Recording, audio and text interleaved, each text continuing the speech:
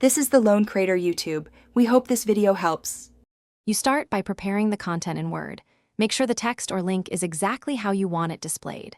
Once done, decide whether to convert the whole file to PDF or use the text/URL directly. Short URLs reduce QR density and improve scanning. Make a quick save as docx and, if you prefer stable output, export a PDF. This ensures consistent rendering when you upload or paste content into a QR generator. It also prevents accidental edits later. You now move to a QR generator, either a web tool or a Word add-in.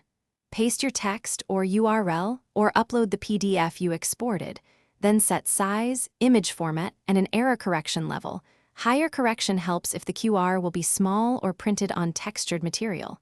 Preview the QR to check contrast and margins.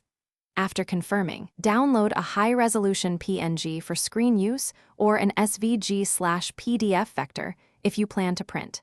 Save. You finish by inserting the downloaded QR image back into your Word document. Use layout options so text flows around it, and keep a white quiet zone around the code. Make sure the printed size is large enough, typically at least 2 centimeters square for handouts, and verify the contrast is black on white. Most importantly, test with a smartphone camera and a QR scanner. If scanning fails, regenerate with higher error correction. Increase the image size or darken contrast, then retest immediately. Thanks for watching.